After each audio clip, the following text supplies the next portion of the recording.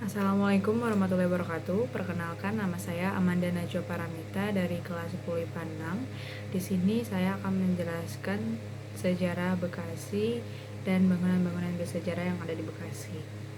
Kota Bekasi adalah salah satu kota yang terdapat di Provinsi Jawa Barat, Indonesia. Kota ini hadir dalam lingkungan megapolitan Jabodetabek, yaitu Jakarta, Bogor, Depok, Tangerang, Bekasi, dan dihasilkan menjadi kota akbar keempat di Indonesia.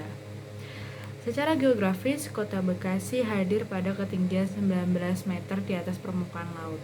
Kota ini terletak di sebelah timur Jakarta, bersamaan batasnya dengan Jakarta Timur di barat, Kabupaten Bekasi di utara dan timur, Kabupaten Bogor di selatan, serta Kota Depok di sebelah barat daya.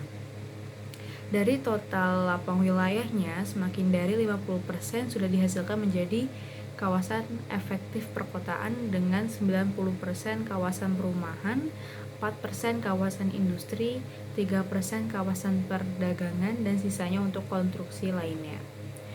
Bekasi tempo dulu merupakan ibu kota kerajaan Tarumanegara dengan sebutan Dayeuh Sunda Sembawa atau Jayagiri. Di kota inilah asal Maharaja Tarusbawa, pendiri kerajaan Sunda, menurunkan raja-raja Sunda sampai generasi ke-40, yaitu Ratu Ragumulya, penguasa Pajajaran yang terakhir. Pada masa kolonial Hindia Belanda, Bekasi merupakan salah satu kewedanaan di dalam Kabupaten Meester Cornelis dan termasuk ke dalam wilayah Batavia en Omalanden. Pada tahun 1950, Kabupaten Meester Cornelis atau Jatinegara berganti nama dihasilkan menjadi Kabupaten Bekasi, dan Kota Bekasi merupakan sebuah kecamatan dari Kabupaten Bekasi yang belakang mengembang dan ditingkatkan statusnya pada tahun 1982 dihasilkan menjadi Kota Administratif Bekasi. Kota Bekasi masa itu terdiri atas 4 kecamatan, yaitu Kecamatan Bekasi Timur, Bekasi Selatan, Bekasi Barat, dan Bekasi Utara, serta meliputi 18 kelurahan dan 8 desa. Pada tahun 1996, Kota Administratif Bekasi kembali ditingkatkan statusnya dihasilkan menjadi Kota Madya atau sekarang kota. Nah, perekonomian Bekasi ditunjang oleh perkara perdagangan, perhotelan, dan restoran. Pada awalnya, mulanya pusat pertokoan di Bekasi hanya mengembang di sepanjang jalan Insinyur Haji Juanda yang membujur sepanjang 3 km dari alun-alun kota sampai terminal Bekasi. Di jalan ini terdapat beragam pusat pertokoan yang berdiri sejak tahun 1978.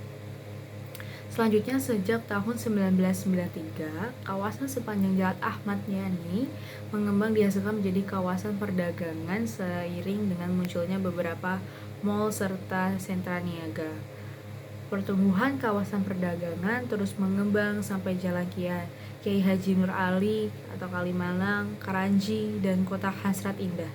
Kota Bekasi dilintasi oleh Jalan Tol Jakarta Cikampek dengan 4 gerbang tol akses, yaitu Pondok Gede Barat, Pondok Gede Timur, Bekasi Barat, dan Bekasi Timur, serta jalan tol lingkar luar Jakarta dengan 4 gerbang tol akses, yaitu Jatiwarna, Jati Asih, Kalimalang, dan Bintaro. Untuk mengatasi kemacetan lalu lintas yang menghubungkan pusat kota dengan Bekasi Utara, maka tindakan pemerintah bersama pengembang Sumarekon Mulia telah mendirikan jalan layang sepanjang 1 km. Di samping itu, pemerintah juga berencana akan mendirikan jalan layang Bulak Kapal di Jalan Joyo Martono, Bekasi Timur.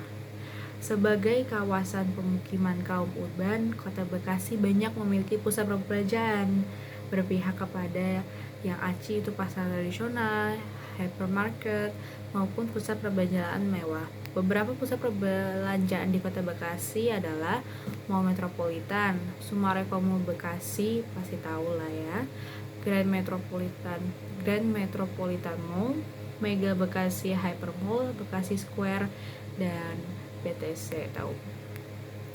Sebagai salah satu wilayah padat penduduk di Provinsi Jawa Barat, Bekasi ternyata memiliki sisa-sisa sejarah kemerdekaan Republik Indonesia. Tempat bersejarah tersebut adalah: pertama, Gedung Juang 45 Tambun di Jalan Sultan Hasanuddin nomor 39, Setio Dharma, Tambun. Ini memiliki arsitektur khas gaya Eropa seperti Belanda lainnya. Selain menjadi destinasi wisata sejarah, Gedung Juang 45 ini juga menyajikan spot foto yang menarik dan bisa juga kita upload di media sosial. 2. Saung Ranggon Desa Cikedokan, Kecamatan Cikarang, Kabupaten Bekasi. Destinasi yang satu ini tidak hanya menyajikan wisata sejarah, namun juga wisata religi. Sewaktu-waktu sering diadakan kegiatan ritual budaya seperti mencuci benda-benda pusaka ataupun melakukan ritual khusus dengan menginap di dalam saung. Yang ketiga ada Rumah Tuan Tanah Pebayuran, Jalan Raya Pebayuran, Kertasari, Bekasi. Bangunan rumah ini cukup megah, dibangun dengan gaya Eropa dan hiasan melengkung atau geometris biasanya disebutnya. Di bagian tenggara rumah Tuan Tanah Pebayuran ini terdapat sebuah prasasti yang terukir kalimat berbahasa Latin. Nah, yang keempat ada Monumen Juang Rakyat Bekasi di RT 4 RW 16 Kayoringin Jaya, Kecamatan Bekasi Selatan.